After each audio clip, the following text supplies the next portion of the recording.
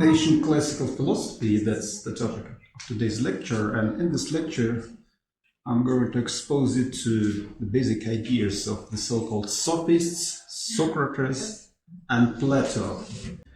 Socrates and the sophists, they deliberately changed the focus of philosophical inquiry. They condemned natural philosophy as worthless compared with the search for a good life, the discussion of social and political questions, and individual morality. And Socrates was the first philosopher to shift the focus away from the natural world to human values. You know that Socrates often describes his philosophical activity as that of examining himself, examining others, his fellow citizens. And Socrates is considered to be the personification of philosophy. Socrates actually followed some of the trends of thought that had already originated in the intellectual culture of Athens. I mean that that was an era of the fundamental growth of culture.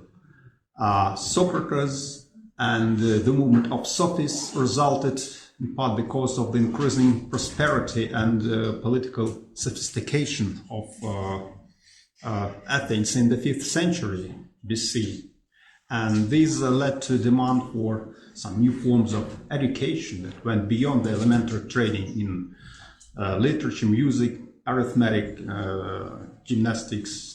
And in response, the sophists, they worked as traveling teachers, offering instruction, rhetoric and persuasion, and transmitting their analysis of morality and politics. They were the first to disseminate the so-called secular knowledge in the ancient world. And, Socrates reported to have spent a lot of time arguing with sophists on fundamental questions concerning moral philosophy. The term sophists came to be applied in the 5th century to a number of individuals who traveled widely through the Greek world. They gave popular lectures and specialized instruction in a wide range of topics.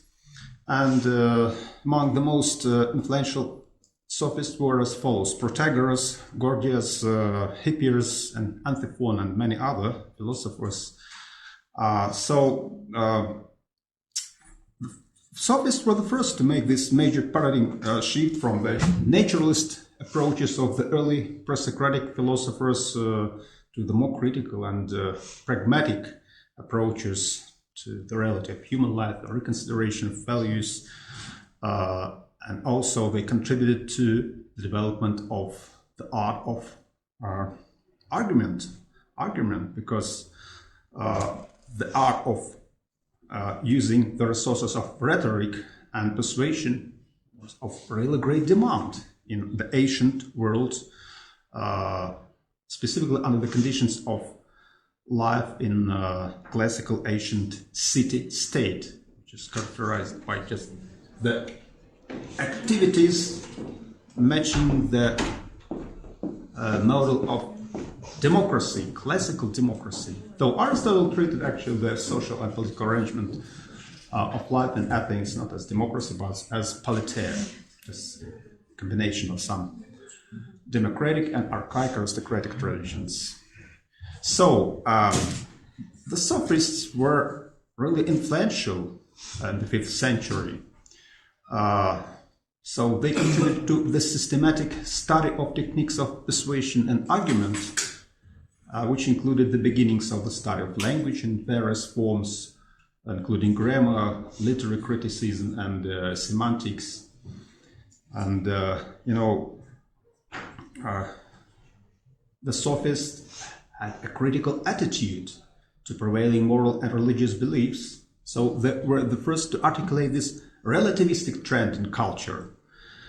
Sophists claim that there are no objectively true moral claims, that moral beliefs arise solely through social convention, and So they contrasted nomos, or social convention, with physis, the objectivity of nature.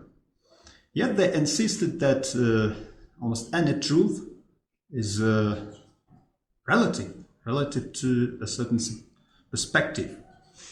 And among the most influential sophists was Protagoras, who was reputedly the first person to write a treatise on techniques of argument. Protagoras is famous for his dictum that man is the measure of all things. Man is the measure of all things. And he also claimed that he was able to make the weaker argument the stronger, a claim apparently based on the view that to every thesis there was opposed antithesis. And Protagoras claimed to be able to provide justification for any of these opposite theses. That was the art of persuading other people of the truth of the relevant propositions, or the falsity of the relevant propositions. Actually, whether the proposition is true or not, this depends actually on the perspective. So, Protagoras expanded the principle of the relative measure of all things onto the realm of values. We know which things are good or bad, just or unjust, beautiful or ugly, because each of these qualities is determined or constituted by our own attitudes. So they are determined in relation to a certain subjective perspective that is called perspectivism or relativism. And Socrates criticized this relativistic approach. Socrates' response to Protagoras occurs in the context of this refutation of the definition of knowledge and virtue in terms of the relation of the content of these concepts to the subjective perspective. What is the main assumption underlying this claim that man is the measure of all things? Main assumption was articulated by Plato in his dialogue Theaetetus. If knowledge can be thought of as merely perception, so it seems that in sphere of aesthesis or sense perception, things are as they seem or appear to each person. What appears to me to be the case really is the case for me. Just let's read through the lines of this passage extracted from the work of Protagoras. If I believe that this or that musical passage or a statue or a picture is beautiful, then it is beautiful for me, and I have no difficulty knowing that. I need only consult my own attitudes. Similarly, if I believe that slavery is a just institution, then it is just for me, and there's no further question as to whether or not I might be mistaken. Since I know how things seem to me, and I'm aware of the slavery seems just to me, I have no grounds for doubting that it is just for me. So that means that sophists, they simply made a kind of generalization. They simply projected this relativistic view of appearances onto the other things, including those values of which we think that they might be determined in some objective terms. And Socrates and Plato, they were really critical about this relativistic doctrine. We call it the measure doctrine. The measure doctrine. We can articulate the major tenet of this doctrine as follows. A human being is the measure of all things, of things which are, that they are, and of things which are not, that they are not. So, if I believe that, for instance, this beverage is really cold, yeah, for me, then it is really cold for me, and that is how I feel it. That means that I'm aware of my sensations, and my sensations never deceive me. I mean, those sensations that can be simply denoted as a kind of directly accessible sense data, because there's no any distinction between how things are out there in reality and how they appear to me, between being and seeming. In sphere of aesthesis, in sphere of sense perception, that's okay. But I would justify in claiming that all things, they are relative to this subjective perspective. That's the question. So if a human being S believes that some X is F, then X is F for S. If S believes that some X is not F, then X is not F for S. Yeah? If I believe that 2 plus 2 has the property of equaling 5, then it does equal 5 for me. And there's no any objective standard for making arithmetic calculations. So that is what is called measure doctrine. And I'm going to show what might the argument to defeat this doctrine, to demonstrate that it is inconsistent and it is based on inconsistent assumptions and it is false.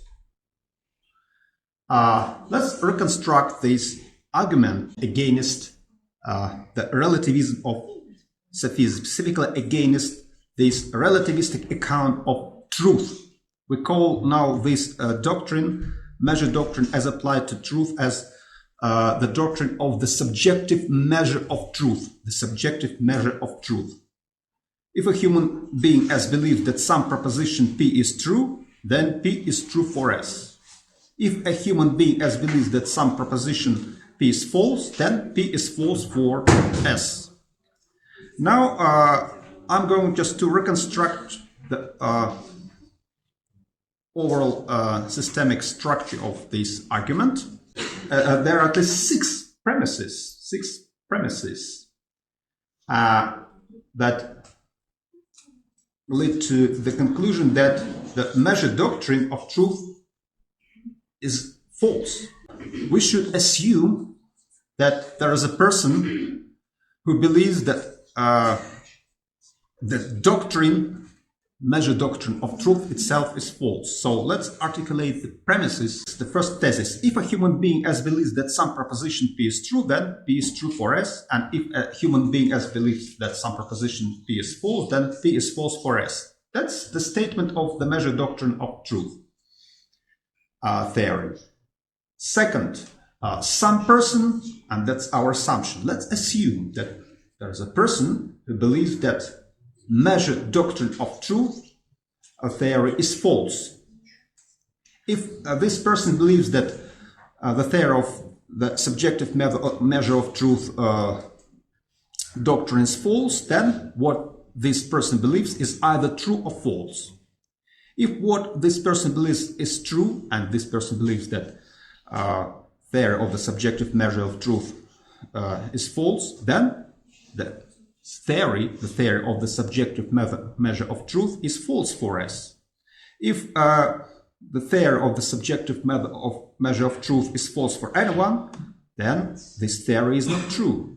If, on the other hand, what this agent believes is false, then once again, this doctrine, the doctrine of the subjective measure of truth, is not true. So, in any case, a theory which claims that any measure of truth is subjective and relative to subjective perspective is not true. So let's try to analyze these premises and the overall structure of the argument. That's a typical philosophical argument. First of all, the first premise, as you can see, simply is the articulation of the basic principle of the subjective measure of truth doctrine. The second It's a simple stipulation. We assume that there is a person who believes that this doctrine, the doctrine of the subjective measure of truth, is false. And then we should explore the consequences or the implications of this assumption. If we discover some inconsistencies in the consequence or implications of this assumption, then we have to recognize that this doctrine isn't true, isn't correct.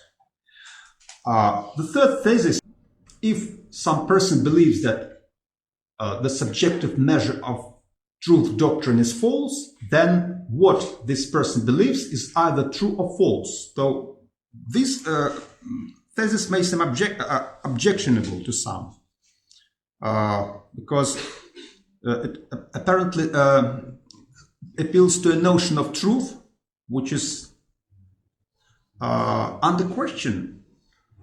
The relativist means to call the notion of truth into question, the notion of believer-independent truth. But Socrates or Plato would give the following response: neither Protagoras nor any other relativist has at this point given us any reason to suppose that any such notion is suspect and should be rejected. And Socrates or Plato that mean that this subjective measure of truth doctrine is the sort of thesis which we can evaluate before deciding whether we should accept or reject it. So let's go further and explore the consequences of these assumptions or the implications of these assumptions. So I'm going to remind you of these assumptions. There's the person who believes that the doctrine which claims that every truth is relative to the subjective point of view is false. If this person believes that the subjective measure of truth doctrine is false, then what this person believes is either true or false. And then we have to explore these alternative routes. First of all, let us assume that the belief of the person is true. The fourth premise points out that if someone believes that measured doctrine of truth is false and that person's belief is true, let us assume that that person's belief is true, first of all. Then it is true that measured doctrine of truth is false. What is interesting in this argument? You may notice that there are some inconsistencies at this stage. So according to the measured doctrine of truth, according to the subjective measured doctrine of truth, truth is relative to an individual perspective, to the individual point of view. And there is no place for the universal truth claims and universal claims of falsehood as well. Universal truth claims and universal claims of falsehood doesn't make sense at all. So the sophist would reply that if someone believes that measured doctrine of truth is false, then measured doctrine of truth is false to that person. But this fact doesn't undermine the truth value of measured doctrine of truth itself. So the sophist presupposes that this doctrine is true universally. The implication is that measured doctrine of truth is claimed to be itself universally true. But the intrinsic claim of measured doctrine of truth that there are no meaningful universal truth claims is incompatible with the meta-claim that the measured doctrine of truth itself is universally true. That's the inconsistency. The first inconsistency, which we have already noticed. We can try to articulate this inconsistency using the terms that pertain to the semantics of possible worlds. First of all, the central claim is that truth and falsity are relative to or vary in particular possible worlds. And what about the truth and falsity of the measured doctrine of truth itself? Protagoras assumes that measured doctrine of truth is true in all possible worlds. It can be applied to each person. So measured doctrine of truth is universally true. Then, for the purpose of critical examination, let's determine whether measured doctrine of truth is true or false by the standards implied by measured doctrine of truth itself, on the assumption that it is universally true. That is called T assumption. That's how I indicate it. In one of the possible worlds, some person S believes that measured doctrine of truth is false, and we've got this implication X. So, measured doctrine of truth, if it is true, it seems to require its own falsity, so long as someone believes that it is false. That is according to the tenet of this doctrine. According to the doctrine, if we recognize this, that this doctrine is true, then this doctrine allows us to claim that this doctrine is false insofar someone believes that it is false. So, this truth assumption of measured doctrine of truth and the central claim of measured doctrine of truth are inconsistent. If we accept this truth assumption, then we're committed to agree with implication X. On the assumption that measured doctrine of truth is universally true, we conclude that its truth is relative. And that's the inconsistency, and that is the intrinsic contradiction in the implications of this doctrine. Let's go further. Now let's us assume that there's some person who believes that this doctrine, measured doctrine of truth, is false. And let's us assume that the belief of that person is false. That means that someone falsely believes that measured doctrine of truth is false. So if what this person believes is false, and some person believes that measured doctrine of truth is false, then this measured doctrine of truth isn't true. So how can we just explain it? That's quite easy to be done. That means that this measured doctrine of truth, it claims that there's no place for any mistake. It bans any mistake. That means that if something seems true to a person, then it is true for that person. And there is no place for any mistake. If this wind appears cold to me, I'm not mistaken. That is how I feel it. That is my current feeling. Yeah, I'm not mistaken, actually. That is how I feel it in my aesthesis, in my perception, yeah, and I cannot be mistaken. So imagine that a person believes that this doctrine, the doctrine of the subjective measure of truth, is false. So what if that person's belief is mistaken and anyway measured doctrine of truth is true? In this case, measured doctrine of truth is false when applied to that person, because this measured doctrine of truth doesn't allow for any mistake. Everything is true insofar I consider it to be true. Everything is false insofar someone considers it to be false. But if this measured doctrine of truth is false when applied to that person, because this person is claimed to be mistaken, that it is not true that each person is the measure of what is true or false for each person. Therefore, measured doctrine of truth is false. That is how we can reconstruct this anti-relativist argument. Now let's go forward and let's examine Socrates' philosophy.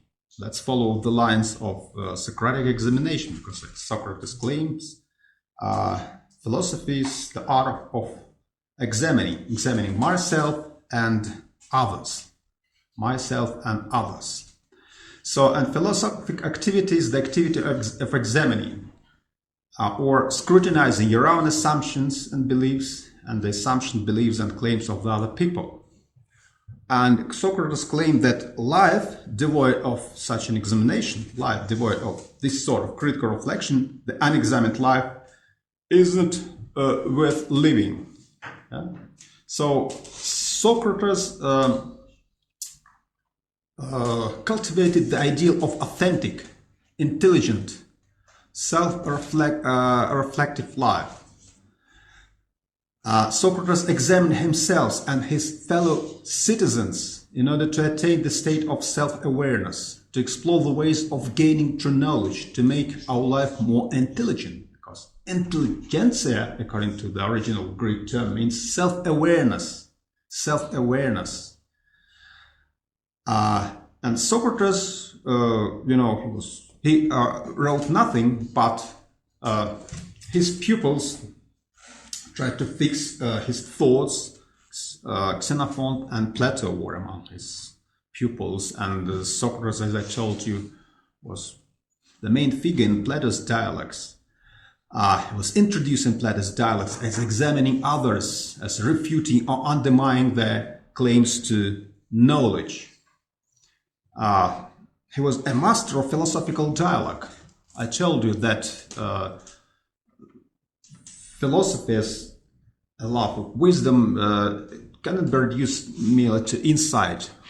It is a kind of art. Sophos means to be skillful, in doing something. What? In focusing your own mind and the mind of your interlocutors on the essence of things.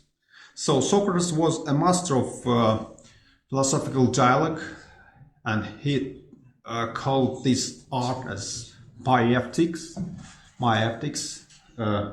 assisting to those who are ready to give birth to some new thoughts, ideas, and knowledge. So, Socratic dialogue, a clever designed activity of testing of the actual understanding of different things by posing questions. What questions? Questions pertaining to the articulation of the essence of those things that are questioned about. So, for instance, Socrates asks such questions as, what is courage? Conversing with a military leader, Lecция, he asks the leader, what is courage? What does it mean to be courageous? Or what is justice? What is justice? Because politicians, they present themselves as taking care of the just arrangement of social relations in society. So what is justice? Or what, conversing with Euthyphro, who told Socrates that he was charged of impiety, Socrates asked him, what is piety? What is piety? If you are religious experts, you can explain what piety is, and you can defend your definition against objectives. So your definition must be universal enough to cover all the cases of piety or justice or virtue. And, not knowing what a virtue is, one cannot possess that virtue. That's the assumption of Socrates. Since knowledge of the virtue and possession of it are one and the same thing. That is called Socratic moral intellectualism. A little bit later, I will show what does it mean to cultivate this moral intellectualism. So the question then becomes, what does the word mean when it is applied to those actions that are characterized as being the instances of piety or justice? If we call several things pious, isn't there something in all actions that is one and the same, something which is common to all these actions? There must be one thing, piety, or the universal standard of piety, the idea of piety, in terms of which all pious acts are said to be pious. So too, impiety, justice, virtue, and knowledge as such. So, and once again, Socrates is not satisfied with the replies to the question which consist of piling up examples of pious acts or just acts. Remember that I didn't ask you to give me 2 or 3 examples of piety or 2 or 3 or more examples of beautiful things, but I want you to explain the general idea which makes all pious things pious, all beautiful things beautiful things. Do you not recollect that there was one idea which made the impious impious and the pious pious? Tell me, what is the nature of this idea? The idea is something which enables us to grasp all the instances of the thing or the issue in question and subsume them under the general concept. So tell me, what is the nature of this idea, and then I shall have a standard to which I may look and by which I may measure actions, whether yours or those of anyone else, and then I shall be able to say that such and such is pious, such another impious. So that is Socratic approach to grasp the essence, the idea. So what was the main intention of Socrates? Socrates attempted to, first of all, to disabuse pretenders to knowledge or pretenders to virtue of their confidence and their wrong wisdom, and to clear away one obstacle to the pursuit of genuine wisdom. Socrates subjects such self-styled experts to ἔλεγχος. ἔλεγχος is a specially designed activity, the method, which is described as follows. If someone claims to have knowledge who is in fact ignorant, since his opinions are confused, it is easy to examine him and to bring these opinions together in discussion and setting them side by side to show that they contradict one another. So ἔλεγχος is a method of testing that involves cross-examination or refutation in course of cleverly designed dialogue. So, and the main intention of exercising this method is to wake people mentally up, to give them a strong motivation of being self-aware, to strengthen the will to the acquisition of true knowledge and virtue. Let's consider an example of Socratic dialogue. That's an extract from the dialogue Лекция. What is courage? That's the question which is addressed to military leader. So the main task is just to give the definition of courage. So the first answer, courage is endurance. Socrates then elicits from him a claim about courage. Courage is among the very fine or admirable things. He also elicits 2 claims about endurance. Endurance with wisdom is fine and admirable and good. Endurance with folly, just in case of some crazy people or maybe ignorant children, or even endurance of animals, that is not courage. Endurance with folly is harmful and injurious. So the sort of thing that is harmful and injurious is not fine or admirable. So it contradicts to the claim that courage is among the very fine and admirable things. So the thought of thing that is harmful and injurious is not fine or admirable. Finally, we get 2 inferences. Endurance with folly is not fine or admirable, and courage is a fine and admirable thing. So endurance with folly is not courage.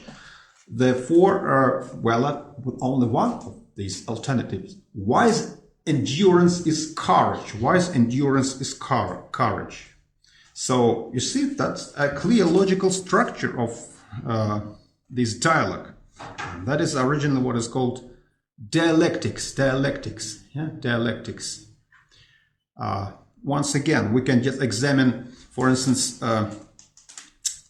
some of the steps in the evolvement of this dialogue. What is courage? The capacity to endure.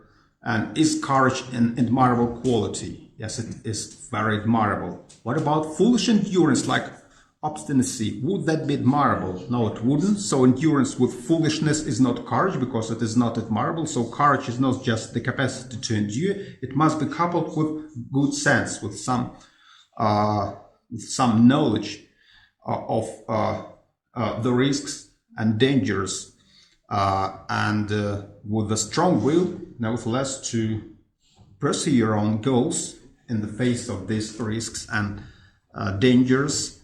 Therefore, courage can be positively defined as a kind of wise endurance. Endurance, which is combined with the knowledge of risks and dangers and the conditions under which the goal can be pursued without losing the point that the pursuit of this goal anyway would make us face these dangers and risks. So that is how the positive definition of the concept can be obtained. The positive definition. Yet most of the dialogues of Socrates, they ended with the perplexion of his interlocutors, with some negative effect. Socrates called for the purification of the mind. They should get free of their false assumptions, false opinions. So that's a typical model of ἔλεγχος, a typical model of this Socratic discourse. Check it out. So first of all, Socrates asked a question of the form: what is ethnos? What is courage? What is justice? What is virtue? The respondent answers and provides a rather abstract answer using examples as a rule. Says ethnos is G. Courage is standing firm in a battle. Justice is helping one's friends and harming one's enemies. Virtue is the ability to acquire good things. Next, Socrates elicits additional beliefs from his respondent. Is it possible to stand firm in battle because of being frozen by fear? Is virtue always just? Cannot one acquire good things unjustly? The fourth stage, Socrates shows his interlocutors that their views are internally inconsistent. Each of the points of view a rather abstract one, but mutually they are inconsistent. Is it possible to hold simultaneously, for example, that virtue is the acquisition of good things, virtuous activity is always just activity, the acquisition of good things is sometimes unjust? Next, Socrates' interlocutors realize that they have endorsed an inconsistent set of propositions and so must give something up. So they almost invariably give up their initial response to Socrates' request for an analysis. Socrates professes to share their ignorance and recommends a renewed search for the essence of the quality of the question. So, as a matter of fact, almost all of Plato's Socratic dialogues, they are aporetic, so they end in puzzlement. Nevertheless, this puzzlement simply prompts his interlocutors to, first of all, to get rid of their false claims, of their false assumptions, and to step on the road which would lead them to the acquisition of the true knowledge of things. But this actually contributes to the purification of their minds. So that is called the ἔλεγχος, or maieutic. Once again, Socrates compares his activity with that of a midwife. First of all, Socrates suggests that he attempts refutation, and these attempts are just exercised through a set of tests for truth as well as falsity of the theses. So Socrates claims that if a philosophical thesis withstands Socratic examination, it has been shown to be a fertile truth, and the Socratic ἔλεγχος is designed to free the interlocutor from the false conceit of knowledge. As William Guthrie clarify this point, Socrates engaged in refutation in order to win people over to the life of virtue and philosophy. It is a refutation with which he fights for their souls. Socrates sometimes presented himself as the physician of the soul. Now let's turn to another rather controversial tenet of Socrates' philosophy, the so-called moral intellectualism. No one knowingly does evil. That's the major tenet of this doctrine, which is labeled as the doctrine of moral intellectualism. For Socrates, the good or harm in question is always determined by what benefits or harms the soul. And in order to seek my soul's welfare, I have to know myself. And in order to know myself, I have to know what kind of thing I am. Without this knowledge, I cannot know what is really good for me. And in the dialogue called Protagoras, that is the dialogue written by Plato, Socrates reinforces his conviction that no one knowingly does evil. For no wise man, I believe, will allow that any human being errs voluntarily, or voluntarily does evil or base actions. But they are very well aware that all who do evil and base things to do them against their will. That means that sometimes we explain our wrongdoing by appealing to the weakness of will, akrasia. That is the original Greek term, which can be used in order to just denote our state of weakness of will. So we think that sometimes we do wrong things because of weakness of will. We are aware that these things should have been done, but nevertheless we do them, and we did them, and we explain our actions on the basis of weakness of will. And Socrates, in opposition to this explanation, claims that no one knowingly does evil, that weakness of will is the wrong concept. That is the wrong explanation of the situation when we do something wrong. How can we reconstruct the arguments underlying this moral intellistic view of virtue? Some historians of philosophy try to reconstruct this argument following just the strategy of analysis which lays emphasis on the importance of ideal determination of our thoughts and moral choices. First of all, Socrates believed that human excellence, virtue, is a special kind of knowledge. This knowledge that combines technical understanding with the skill and character to apply that knowledge. That is a kind of techne, the Greek term for practical knowledge of how to do things. Techne is knowledge of what to do and how to do it. It is knowledge of both means and ultimate ends. So Socrates believed that knowledge, wisdom always produces behavioral results because behavior is always guided by beliefs, not by passions. This rationalistic view that behavior is always controlled and guided by beliefs is sometimes called moral intellectualism. The problem is how to account for this moral intellectualist position.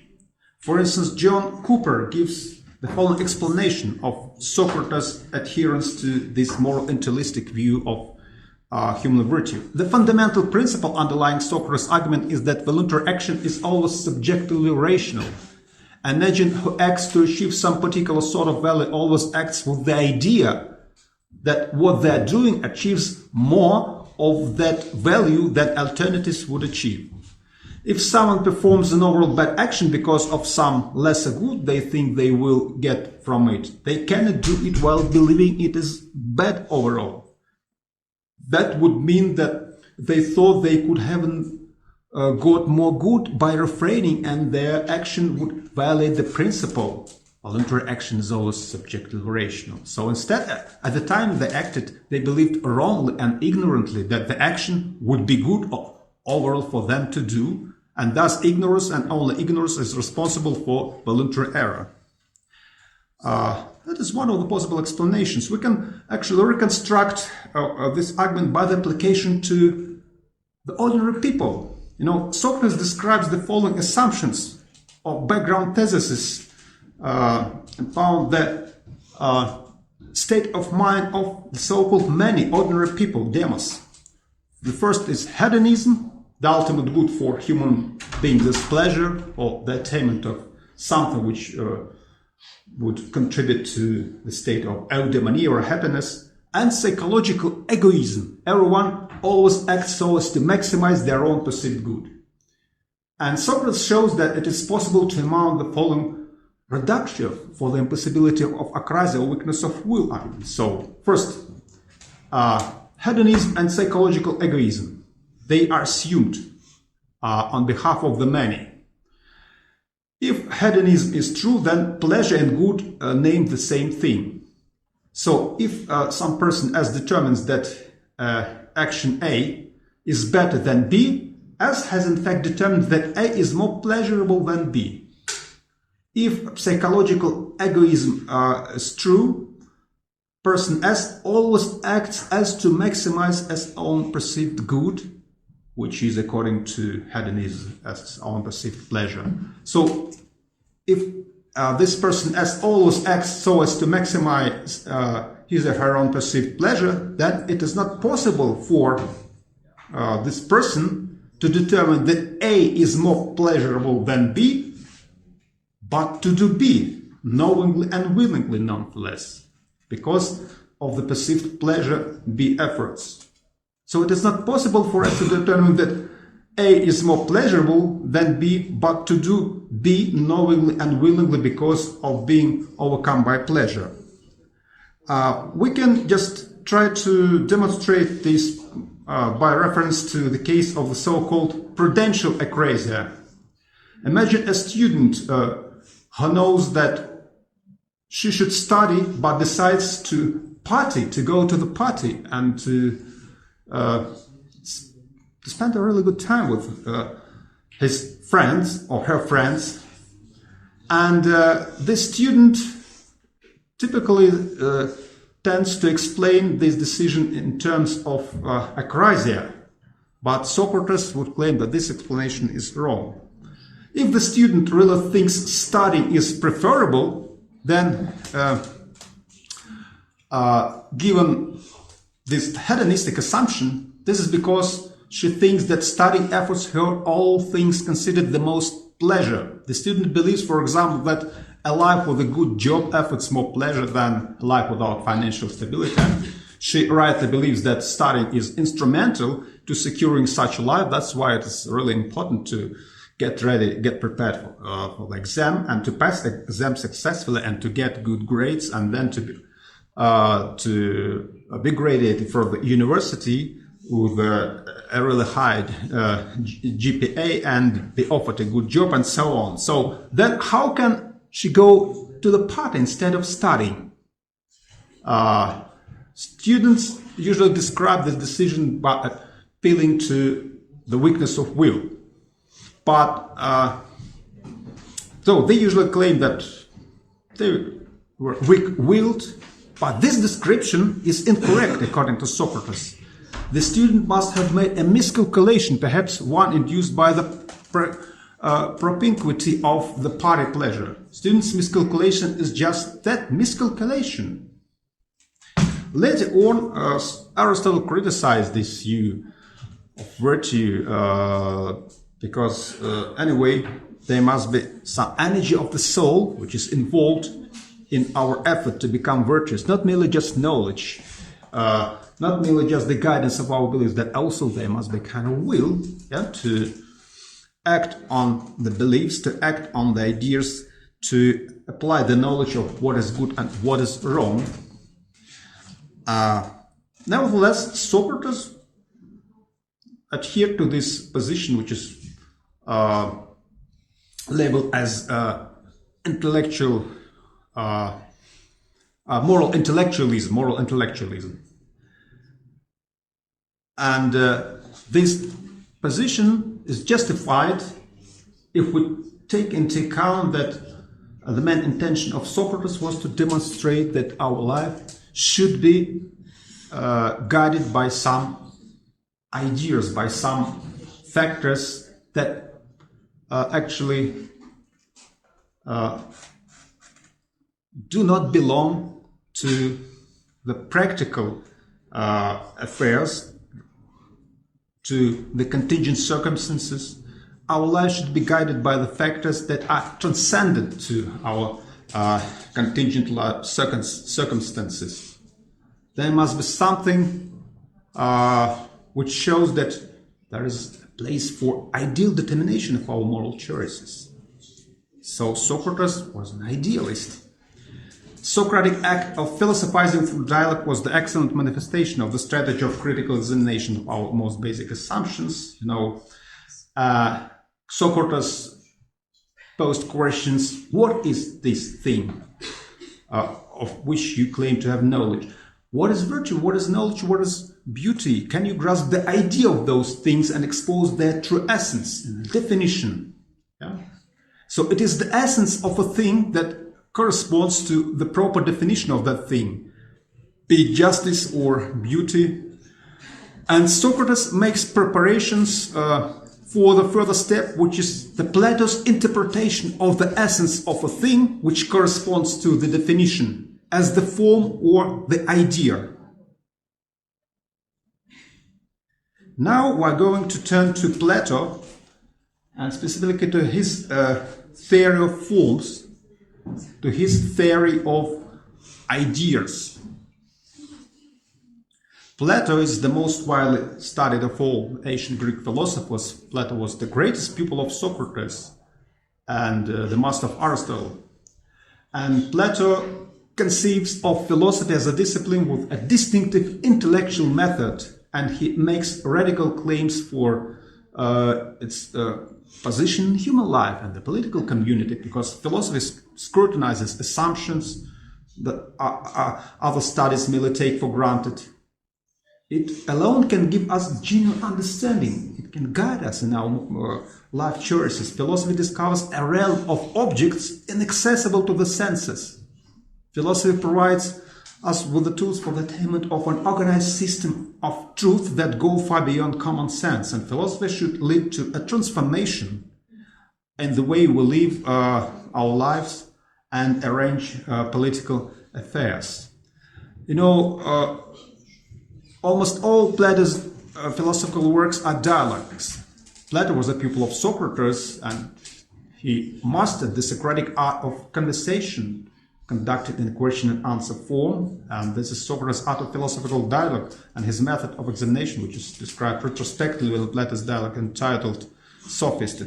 This art can be described as follows. Once again, I'm going to cite Plato. If someone claims to have knowledge who is in fact ignorant, since his opinions are confused, it is easy to examine him and to bring these opinions together in a discussion and setting them side by side to show that they contradict one another. That is called dialectics, that dialectical mode of thinking, just revealing contradictions in the views of your interlocutor and trying to resolve these contradictions, trying to demonstrate that these contradictory points of view or assumptions, they simply abstract representations of one and the same thing, some idea which combines them. But in order to explicate the content of this idea, we should somehow get ourselves trained into this dialectical mode of thinking, articulating the content of idea through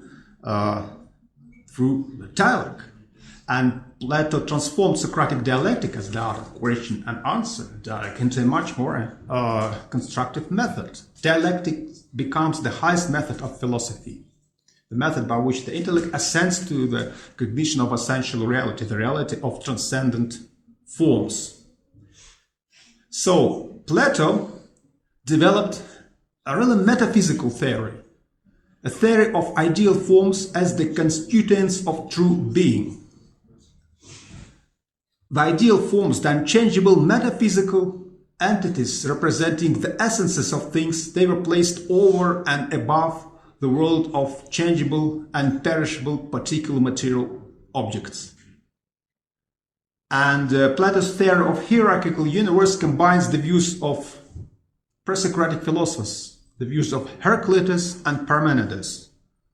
As you can see, Heraclitus claimed that everything is in flux, though there is a kind of underlying structure, unity in opposites, and something which gives measure to the combination of these opposite forces, which is called logos, some ideal measure of things. Nevertheless, the natural processes in constant change. I mean, natural process is a kind of process which indicates that all things, they are in natural change, they are in flux, they are in state of becoming. Parmenides instead claimed that the true object of knowledge is being which is devoid of any change, and there is no place for motion and multiplicity in being. So this is the philosophy of Parmenides, which was found Plato to be really important for the further development of a theory of the transcendent metaphysical reality, which he called being, following the tradition which goes back to Parmenides. So there is a fundamental ontological distinction between the world of being, constituted of ideal forms of things, and the world of becoming, cosmos, the universe of changeable material things. So the world of becoming is inferior world. The world of being is this supreme reality. So there is a kind of ontological dualism. Plato claimed that there are two distinct kinds of reality. We live in an inferior world of changeable material objects, the world of becoming, but there must be kind of supreme reality of the ideal forms or ideas. The forms are immaterial, eternal, unchanging universals. They represent the true essences of those changeable material things. They serve as original models or paradigms for particular material things, the blueprints for these particular material things. The forms or ideas are the constituents of being. They exist over and above the realm of particular contingent and changeable material beings. Corresponding to these kinds of reality are two distinct epistemological states. The first one is the state of doxa or opinion, and what corresponds to opinion is just the realm of sensible, changeable entities which we encounter in material world.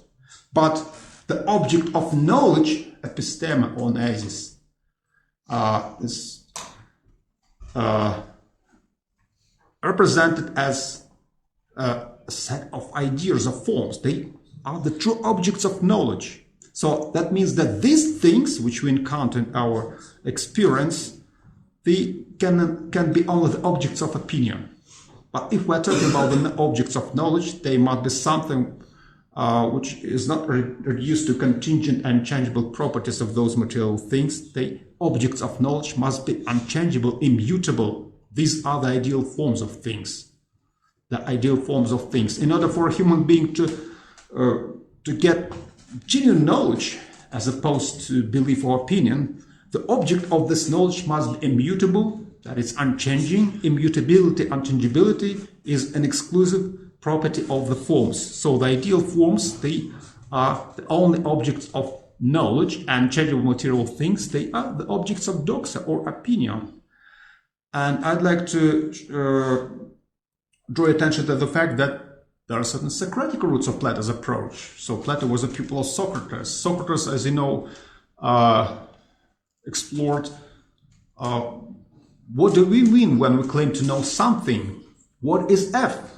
I know what courage is, so can you give me the definition of courage, that the definition which you can grasp and articulate the essence of this thing which is called courage. So what is F? For any attribute F, Socrates wants to know the one thing common to all F things that make them F.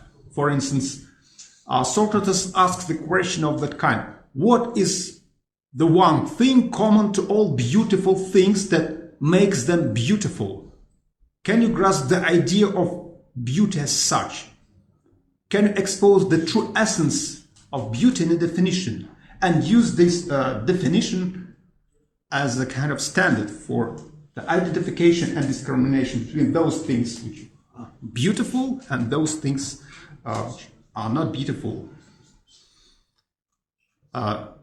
So that means that anyway, you know, Plato is the founder of academy, and do you know what was the slogan was imprinted at the entrance of the academy?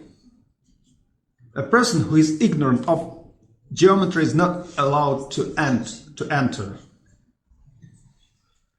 You know, Plato, actually, he was, like many philosophers before, and he's an accomplished mathematician. And he was fascinated by geometry. He communicated with Pythagoreans. And Plato observed that there are many instances of things that are, for example, circular in the world around us. And he also observed that we recognize them as instances of a circle. Circular things are instances of some universal, which is kind of, which we call a circle.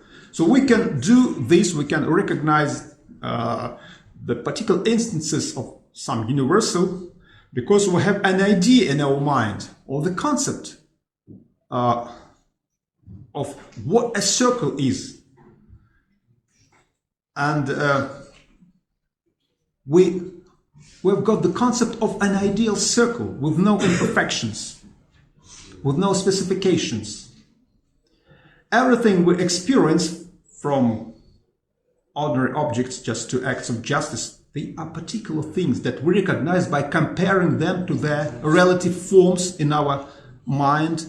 But our concepts of those things, they simply exemplify the ideal forms in our mind, and the same ideal forms are exemplified in particular material objects, and this provides for the adequacy between our thoughts and reality.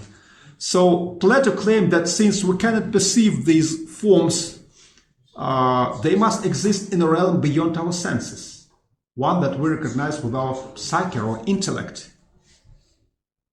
And this process of recognition is largely instinctual or intuitive, but Plato argued that philosophers are needed to comprehend certain forms. So, you know, there's an interesting fact that in one of the later dialogues written by Plato in the Republic, Socrates distinguishes between philosophers and those whom he calls sight lovers. The sight lovers believe in many beautiful things, but not in beauty itself, whereas the philosophers believe in beauty itself and are able to distinguish it as one thing apart from the many beautiful things. So Socrates says that sight lovers mistake resemblance for identity. They believe that beauty is identical with the many beautiful things. That's why when explaining what it's like to be a beautiful thing and what beauty is, they just give lots of examples of beautiful things. But in fact, many beautiful things, they resemble beauty as an invariant standard, a model. Socrates says, I want to show you the nature of that cause which has occupied my thoughts. I shall first of all assume that there is an absolute beauty and goodness and the like. Grant me this, and I hope to be able to show you the nature of the cause and to prove the immortality of the soul. And Aristotle reports that Socrates focused his inquiries on the ethical virtues and sought to define them universally, but he didn't separate the universals, something which corresponds to the universal definition, he didn't separate the universals he was seeking to define. Aristotle means that he didn't separate them from the things. Only in mind they are abstracted, just from the things in which these universals are instantiated. But Plato, on the other hand, did separate the universals, calling them forms, and his investigations, in contrast with Socrates, ranged over a wide variety of philosophical questions and topics revolving around these fundamental tenets of his theory of forms. So, Plato's theory of forms was based on the ontological interpretation of the essences.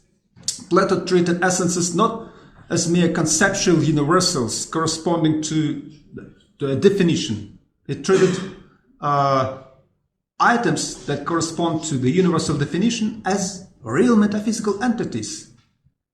And Plato's separation of forms involves two claims. The forms are non-sensible objects of knowledge, as I already told you. They are distinct from sensible things, which are objects of opinion. And the forms have separate existence. They do not depend on their exemplifications in particulars, which participate in forms, which exist insofar they have a certain similarity to their blueprints or paradigms. So, Plato postulates that there is an ontological distinction between the world of being and the world of becoming. The world of becoming is the world of tangible material things. The world of being is the realm of unchangeable and perfect forms.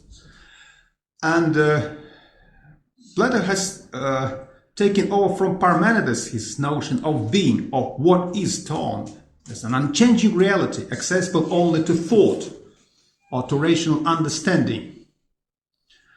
But Plato's conception of being differs from that of Parmenides in two respects. First, Platonic being exists in the plural, corresponding to the plurality of forms. But Parmenides claimed that all is one, being is something unique, and there is no place for any multiplicity of the forms of being. Being is a unique one, that is according to Parmenides. Being is composed of the systematically organized and hierarchically arranged plurality of forms. That is according to Plato. Then, for Plato, becoming is thought to have a certain measure of reality, because motion and becoming, that is the intrinsic feature of the material cosmos. Whereas according to Parmenides, motion and becoming are only our illusions. So the world of becoming is the world of changeable material things.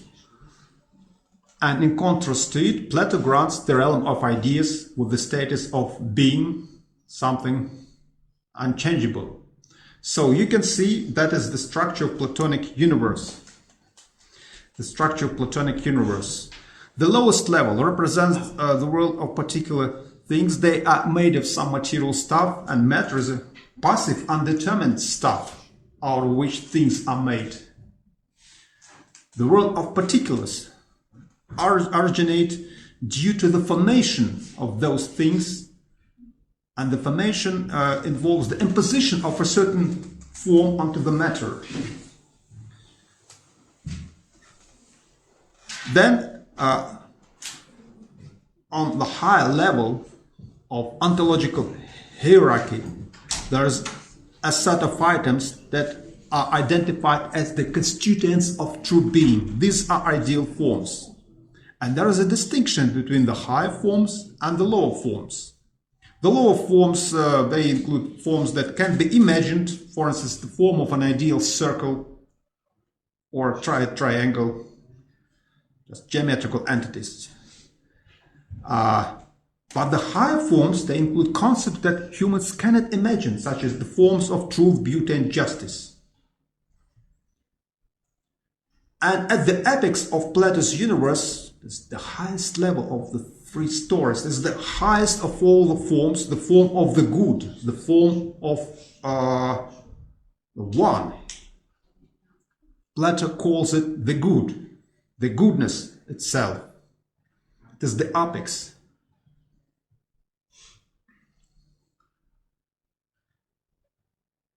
The good which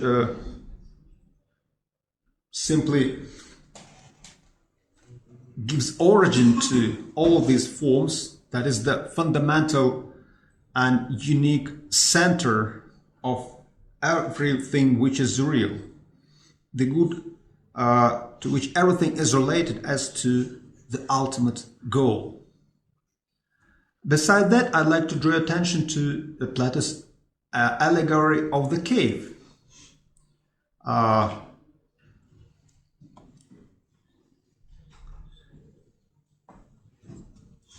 This allegory of the cave was presented by Plato in his work Republic, and it shows how our knowledge of reality is restricted by the deceptive information provided by our senses. Plato asks us to imagine a cave in which some prisoners are held captive. They are shackled to face the back wall of the cave, and they are unable to turn their heads. And their field of view is restricted to the wall in front of them, and across this wall they can see images moving, just shadows dancing on the wall. And these prisoners, these captives, are unaware that behind them, hidden by a low wall, another group of people are parading a variety of objects in front of a fire, just carrying those objects.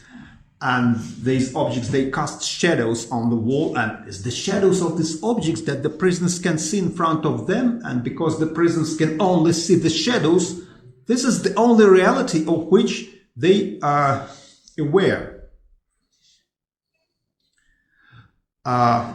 Suppose that a prisoner in the cave is freed from her chains, and as she looks behind her, she would be dazzled by the light of the fire, but would slowly make out the objects whose shadows she had mistaken for reality.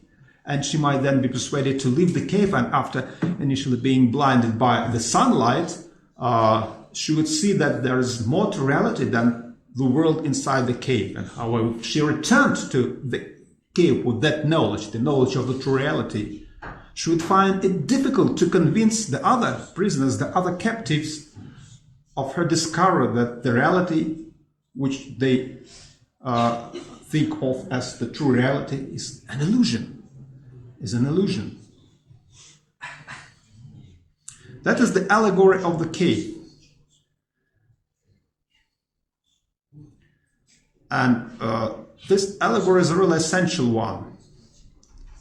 It shows that our knowledge of reality is restricted to the deceptive information provided by our senses, but we have to ascend to the knowledge, which is the contemplation, as Pythagoras said, of the most beautiful things. Now let's take a brief look at the logical principles that underlie Plato's theory. And in fact, we're likely to discover that some of these principles are mutually inconsistent. In brief, the principle of commonality, where several things share the same property, such as F, this is because they participate in or imitate a single idea of F. For instance, if A, B, and C are all red, then this is because they have the property of being red in common, and we learn the meaning of red by seeing what is common among the red things. Therefore, there must be only a single and universal idea of redness that is exemplified by those things which belong to the class of red things, because they share one and the same property, the property of being red, or being colored red. So that is the principle of commonality. If some property is shared by a class of objects, so there must be a corresponding idea existing over and above these particular material objects. The principle of separation. The idea of F is ontologically distinct from all the things that are F.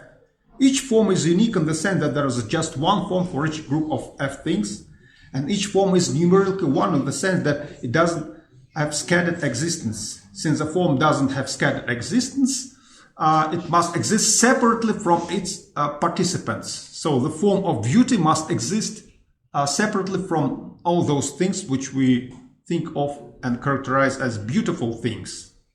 The principle of self-predication, the most controversial one.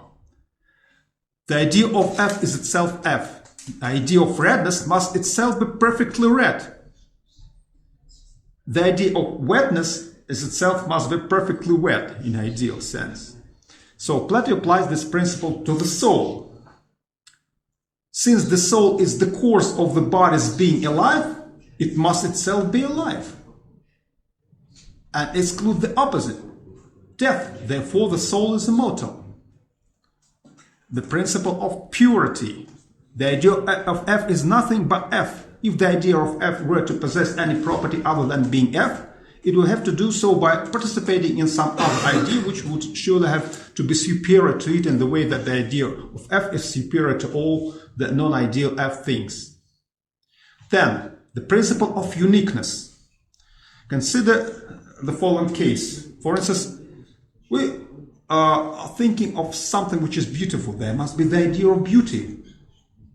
The idea of beauty is really beautiful because particular beautiful things are beautiful in one respect and ugly in another, beautiful at one time and not another, beautiful by comparison with some things but not with others, beautiful in some surroundings but not in others.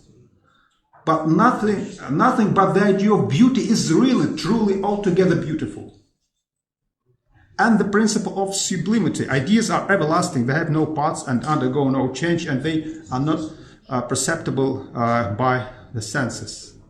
Now, let's consider the claim that some of these